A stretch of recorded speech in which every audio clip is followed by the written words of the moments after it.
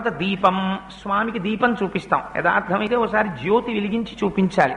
పోనీ అక్కడే ఉన్నటువంటి దీపాన్ని చూపించేస్తే దీపానికి మళ్ళీ అక్షతలు సమర్పించాలి ఒకసారి.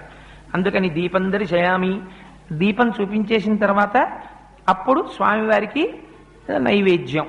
అప్పటికి అవసర నైవేద్యం మీ దగ్గర ఏది ఉంటే అది. ఒకవేళ ఏదీ లేదనుకోండి, బాగా జ్ఞాపకం పెట్టుకోండి ఒక విషయాన్ని. మీరు రాత్రి ఓ అరడజన అరటిపళ్ళు తెచ్చుకుని అందులో 2 తినేశారనుకోండి, మిగిలిన 4లో ఒక పండు నైవేద్యం పెట్టకూడదు, ఉచ్చిష్టం అవుతుంది. ఎంగిలి నైవేద్యం పెట్టకండి. అదేంటంటే ఆ 4ని తినలేదు కదా అంటే కుదరదు. ఒకే అంచుకు వేలాడుతున్నటువంటి పళ్ళలో కొన్నిటిని మీరు తిని కొన్నిటిని నివేదన చేయడానికి వీలు లేదు. కానీ ఒక అరడజన అరటిపళ్ళు తెచ్చి 2 తుంపి పూజ గదిలో పెట్టి 4 పళ్ళు మీరు తింటే దోషం లేదు.